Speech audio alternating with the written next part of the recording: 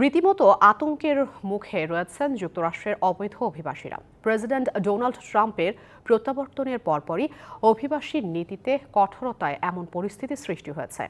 এর মধ্যেই অভিযানে গ্রেপ্তার করা হয়েছে অন্তত 956 জনকে, যাদের বেশিরভাগেরই অবস্থান শিকাগো ও টেক্সাস শহরে। এদিকে ফৌজদারি মামলায় ট্রাম্পের বিরুদ্ধে কাজ করা আইনজীবীদের বরখাস্ত করা হয়েছে। যুক্তরাষ্ট্র থেকে অবৈধ অভিবাসী তাড়াতে মরিয়া প্রেসিডেন্ট ডোনাল্ড ট্রাম্প।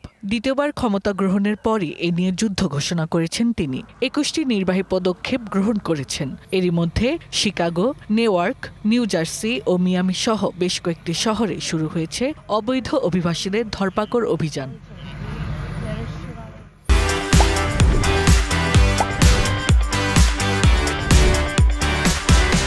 কাগজপত্র নেই এমন অভিবাসীদের গ্রেপ্তার অভিযান শুরু করেছে দেশটির কেন্দ্রীয় আইন প্রয়োগকারী সংস্থা and customs enforcement ICE.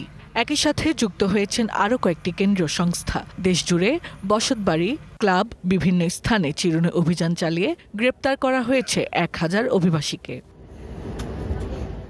Chicago শহরকে বলা হয় অভিবাসীদের বড় আবাস। এরই প্রেক্ষিতে সেখানে বাড়ানো হয়েছে গ্রেপ্তার অভিযান। আতঙ্কের কারণে অনেক জায়গায় সন্তানদের স্কুলে পাঠাচ্ছেন না অভিভাবকরা।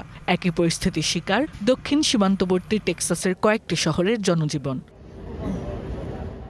এমন পরিস্থিতির মধ্যেই 64 জন যাত্রী নিয়ে একটি সামরিক বিমান মধ্য আমেরিকার দেশ গুয়েতেমালায় পাঠিয়েছে ট্রাম্প প্রশাসন।